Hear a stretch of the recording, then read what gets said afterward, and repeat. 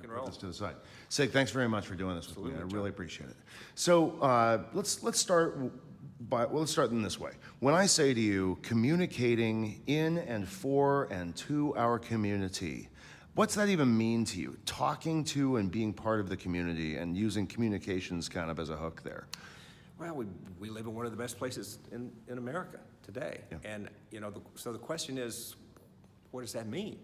Right. So when we start talking to our citizens, one of the things that I first think about is who's the audience and what are they interested in, right? I love that you say who's the audience. That's something I stress to my clients. Figure out who you're talking to first. Exactly. Okay, so that's a good starting point. Yeah, so the term that I use is to talk into their listening, to understand how they're listening to this conversation and then speak into that and speak into what we think of as the best place to live in America, how that benefits them. I love how you can be both salesman and wise, wisdom provider at the same time. What does that mean? Tease that out. How you say lean? How did you explain Speak that? into their listening. Yeah. What does that mean even? All right. So how are they listening to this conversation? So a business person is going to be listening to this conversation in a very different way than, say, a Sierra Club advocate. So if you understand how they're listening to the conversation, I am going to speak about the benefits of this community in a very different way to a group of Sierra Club advocates than I am to a business community. Yeah, of course you are. That makes all the sense in the world. Now, how do you do that? How do you mechanically, or how do you affect that, right? Online, you have different platforms that reach different audiences. Yeah. That's a pretty obvious one. Or maybe it's not. That's great. So one is that you obviously do some research about who's in the room, and that helps a little bit. But one of the best things you can do in terms of understanding your audience and what the benefits are is to get there early and have conversations with them. Talk to them. And talk to them, and you know that. And so many speakers or so many people miss this point where they're so worried about what they're going to say, and they spend all their time working on that, whereas the real way to spend your time is to talk to the people who are in the audience. Just listen to them, find out what they're interested in, find out what they see as benefits that you can speak to, and even use that. Use those stories and the people that you meet in advance when you're actually talking to them. Well, how do you, when you go out, if it's not readily apparent, right? I mean, how are you really driving to the nut of that, right? Yeah. You're not going to say, hey, are you a businessman? No. That's not how you do it. No, so. So you've got some ideas up front. So if you're talking to a chamber group, they're going to be thinking about economic development. So you want to be talking about how, whatever we're talking about, and that can be parks, or it can be open space, or it can be greenways. Let's just take those three things, which I've been real advocates are. So if you're talking to a business community, you want to start talking to them about how greenways can drive business, because it's going to be driving people, a millennial crowd that want to come and live here and start a business, okay? If I want to talk to an environmental group, we want to talk about how it's going to protect water quality and air quality and give them more opportunities to recreate in the outdoor environment. And a lot of this just comes down to you being well-versed in your own talking points, right? You've got to know the territory so you can be able to parse out who's in what part of it. It's what we call ready reserve, okay? You have more than you'll ever talk about. And just depending on who your audience is, you're picking and choosing. You may have 11 different benefits, of which you'll use 3. But the 3 will be different depending on your audience. That's really smart. Let's talk a little bit about social, because that's a place that you excel, in my opinion anyway. Let's talk about how you most effectively target, how you use social in a targeted way, in a studied and practiced way. Great question, and this is something I obviously had learned. We're all learning as we go, right? Yeah, and the one thing, John, that I've learned is you have to understand your platform, all right? So Instagram, LinkedIn, and Facebook, those are my main networks. So everyone has a different way of communicating. So you use different language, you use different emojis, you do different links. I love that you said emojis. Yeah, I think I a lot know. of people ignore emojis, but you like to use them. Why do you bring them in? Because they're hip. Because they're fun, right? They're because fun. They engage people. Yes. Now, for example, here's a great example. On LinkedIn, you will not use near as many emojis as you will use on Instagram. Instagram's full of emojis. Right. LinkedIn is much more of a professional crowd, and you want to speak to them in terms of benefits and much more condensed wording, whereas Instagram, you're going to be more flowery, you're going to be more emotional, you're going to have emoji content. Do you do all your own posting? Because you are a prolific poster. Yeah. And often it looks like you're not holding the camera. You're in some shot and stepped back from it. So I don't know how well. But what I'm trying to drive at is, do you get somebody else to shoot your content, or are you asking people who get content to share it with you? How are you acquiring the content? And let me say, all of your posts have content. By that I mean not just text, but words, video, a link to something that is fun or interesting. You always include something more than text. I feel like that's fairly rudimentary, but how do you acquire your content, right? Just practice. And what I try to do is I say, what would someone else be interested in learning about? And find something that is just a little bit off the usual, something that's not quite so mainstream. Also think, boy, I'm giving you the good stuff, John. Come on, keep it coming, Daddy. Particularly on Instagram, okay, you have to think about color, okay? So you have to have bright colors, and so don't be doing yellows and browns, Really? So you are studied at that level of this? Absolutely. Because your eye contact, when someone's scrolling through Instagram, it's just instantaneous whether they like something or not, and color really grabs their attention. How much time do you spend on, and I'll let you go soon, how much time is so informational and so informative, thank you. How much time do you spend on analytics, like looking at what's working, what's not, or do you just basically kind of take the spaghetti theory and just keep going? Yeah, I don't have a lot of time, and I would like to post more. But You'd like to post more. You post more than anybody. I mean that, John. you do, Thank you post so much. It's likes. And I don't have time for analytics. I'm just going. Okay, so you're not paying too much attention to which posts are doing what. You're just using like I said, the spaghetti theory to just get more content out there. It's just a function of likes to me. And on Instagram, this is still the good stuff. Gosh, I hate letting this stuff go. Come on, one more time. One more time, Sig. Sig. It's when you post. The time you post is everything. The difference between 50 likes and 700 likes is what time you put it up on Instagram. What time of day? What time of day? Well, what's the golden goose, Sig? Well, come on now. I'm serious. What time do you like to post? all right, so what you have to think about is, when are people looking at Instagram? Okay, so it's probably like after work, so 4 to 7 is a good time. And then on weekends, like when you're up, and another is at late at night. So 10 to 11, you'd be surprised the number of people looking at Instagram right then. Analytics will help you with that, and analytics can really kind of drill down, and you can see when people are really liking your post. But just from almost a narrative, just observational standpoint, you haven't really done the analytic work, but you're just looking at likes. You're just following it, right? So how do you know those are good times? Okay, I've had as an elected official, I have had campaigns that people who have done that work and have helped me. So none of this is stuff that I've learned on my own. People have taught me this, and I've had professionals who've helped me throughout my campaigns. I'm not hiring them now because I'm not in an active campaign, but they have helped me understand the best times to post. It's a great place to leave this, and maybe this last question. You say people have helped you. How important is it these days? Well, we all know it's very important, so let's reframe the question. What do you find most useful about getting involved these days on digital? Like all of the things that you've been talking about. You learned that. Yeah.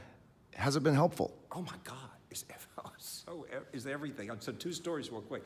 One is, my fellow elected leaders, I will go up to them, John, and I'll say, "Are you on Instagram?" And they go, "Oh no, nobody looks at that stuff." Are you kidding me? You disagree? Oh, totally, because it's all a different market. Your Instagram market's very different than LinkedIn, which is very different than Facebook's. So yes, so that's the first thing. You got to be out there, and so yeah, you need to be doing this work. Awesome, man. Thanks so much, Sig. I know you're busy, man. Thank you so much. Thank really you, John. Appreciate it. Always Yeah, a pleasure. Part of it is that we choose what we focus on, right? Like, so if you're I mean, obviously, if you work at a daily, you have quotas for X amount of stories that you have to do, right? And whether you're a daily newspaper or you're on TV, you have to do this amount of stuff every day, and our folks do too. Like they have story quotas, and they have you have to, but they're less, and they also have part of their job requirement is that all right, so every once in a while we want you to take a swing at something. We want you to go out and You actually encourage that. yeah. I mean, I want them to go out and not like go out, take a swing at something like go out and like knock somebody's head off. I mean, that's fun every once in a while, but I mean, what I mean is like go out and find a story and report the hell out of it and find every nuance and every detail and everything you can do and get obsessed with it and then write it. And because I mean, I think. That creates a space that a lot of mainstream or traditional outlets don't give their reporters. No, so here's what I think journalism is kind of one of the problems with, especially in local journalism, one of the issues that we're facing and the communities are facing, as daily newspapers in particular pull back and TV stations too. I mean, TV stations aren't being hit as hard as everybody else, but as daily newspapers retrench a little bit. They can cover City Hall and they can go out and do the City Council voted 5-3 to do whatever story. And that's, they can do the basic 400-word, file it and you're done. It's the stuff that happens behind the scenes, and it's the palace intrigue, and it's the context. The context, and it's the slumlords, and it's the people funneling money, and it's all the stuff that's sort of behind that window that aren't being explored like they used to be. Like they used to when there were 3 people covering City Hall rather than 1 person covering City Hall plus the entire county. And you knew your sources, and you knew you had somebody who was working beats like an animal, and and I think that's and I don't think we alone fill that gap by any means, but I do think having our people out there as somebody who can go out, our folks who can go out and network with sources and be like, listen, you have a complicated story. We're not going to give it 300 words and throw it out there. I'll sit on it for 2 weeks. I'll sit on it for a month, and I'll work it. People are willing to sit down and talk with us and drop off a truckload of documents and say, all right, here you go. Yeah. And you can tell stories that way. One of the frustrations as a TV reporter, I think, is sometimes, or as I think probably as any reporter, is getting connected with the stories in the community. People who are listening now to this podcast seem to be public information officers, communications folks, EDs of small nonprofits, folks who could really benefit from having stuff in newspapers, and developing relationships with newspapers. Can you speak a little bit to not just how you find your stories and how you might advise folks pushing stories to be effective in that? So a lot of my stories come through. I think a lot of our stories come through personal connections, through people that we know. We do get the occasional pitch and sort of a cold pitch and use it. But that's interesting. But not often. And I mean, and part of that is because we don't generate we don't have to use everything, right? So we don't consider ourselves necessarily like a paper of record. This is not where press releases come. No, I mean, I take press releases and we will use them if we find them relevant. Sometimes press release will hit a sweet spot that they kind of come in and they're relevant to something else that we're working on already. So that'll be great. Sometimes they won't be, and they kind of just disappear because we get 50 of them a day. I think for us,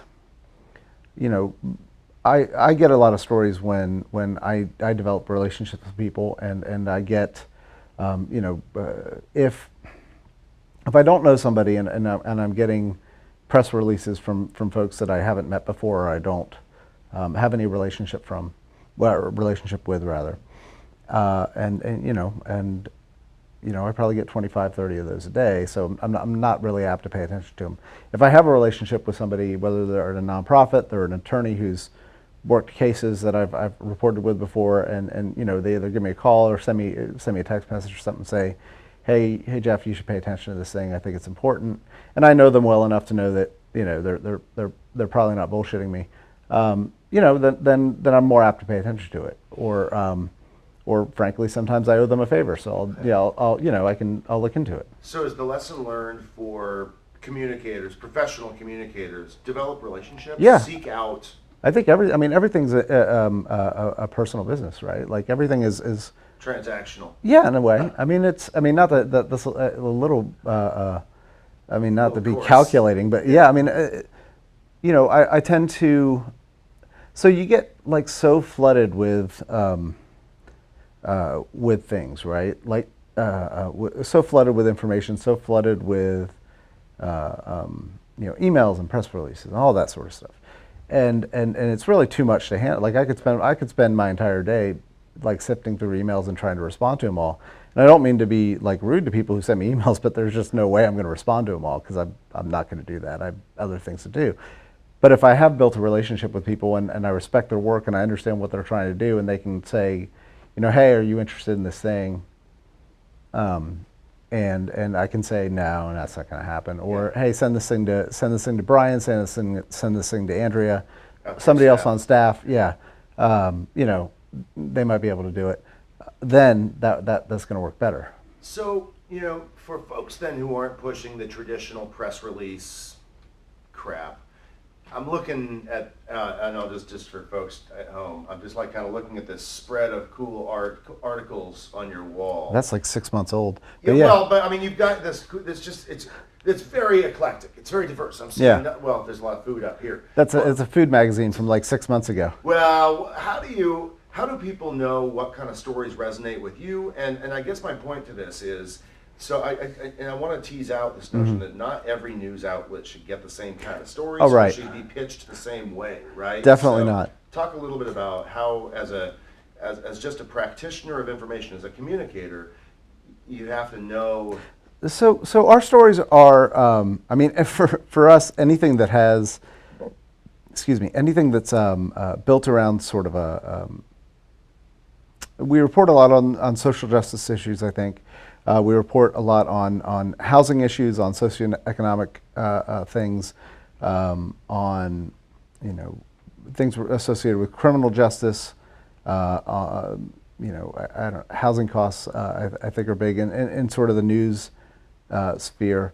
Well, I'm hearing you say a lot of advocacy-oriented things. So maybe if you're an advocate for some of these cause issues, those this are good. is a good place to find a home for those things. I say that, and I also get, the folks at like Duke and UNC that are in like either medicine or like their bio departments will send us along like, whenever they hit something in a study, and it'll be like, yeah, that's cool, and we'll put something up on it real quick. So I mean, stuff like that. There are some things that are like scientific studies that are just interesting to me personally that sort of cue my interests. But food stuff, we have anything that's newsy, that's an opening, that's a closing, that's a Hard to say. Yeah, I mean, but that's not just food. I mean, yeah. that's just for food stuff. But I mean, just broadly. Anything what's the newsy, main- anything newsy, I think is what works for us, especially online. We try to, get as much news content as we can, as quickly as we can, and it fluctuates by day. Honestly, it fluctuates based on, Monday and Tuesdays tend to be our production days, so sometimes it's a little harder for us to get things out quickly. And if something's really time pegged to, 20 minutes after you send an email and we don't get to it, and somebody else does, it might just not be of interest to us anymore. Yeah. However, Community calendars. How about connecting people in their community with events or volunteer opportunities or? So we have a community calendar on our website, and people can upload events themselves. Do they? Yeah, actually, a lot of people do. we have. I will say that the calendar is the part of this publication that I'm least connected to. Sure. We do have somebody who. You're the news guy. Well, everything else, but we hire somebody who sort of helps with the data entry parts of it, and then. And honest to God, I don't know how it operates. It works. I don't know, but that's how it goes. And then we run a calendar in the paper itself. But yeah, I mean, I think calendars. Our online calendar especially will take publishes anything I think people put in more or less. Do you encourage people to do that as far as, I mean, so lastly, and let's just kind of wrap it. I mean, just because we got a lot of good content already. But yeah. If you're just out there, if you're not you, but you know what you know, but now you're out in the community and you're no longer involved in the news business, what one or two things are you definitely doing to try to get some eyeballs on your community-oriented thing that's going on? Whether it's some parade, little thing you got, a community barbecue you want to call attention to, whatever the little community thing is. I think I'm trying to develop personal relationships with the people who I'm trying to figure out who are the who are the people who are going to make those decisions, right? Like about what gets covered and what doesn't. Yeah. And I think you often I think the one thing that being in this business for a while has taught me is that folks who are making decisions about calendars and making decisions about content are so kind of besieged with kind of email and coverage requests and have such a kind of shortage of bandwidth. Yeah, that you can. So you kind of have to build a rapport with them, even if it's not over anything pressing. Just so when you have something, you can say, hey, I got this thing. Let's talk about it. I couldn't agree more. To me, relationships drive coverage in so many ways, right? Yeah. Well, you're more likely to listen to somebody you know rather than somebody who is a name in an email box that you've never met. Right. So. This is perfect, man. All I right. don't need to take any Cool. more of your time. I totally appreciate it. Thank you so much.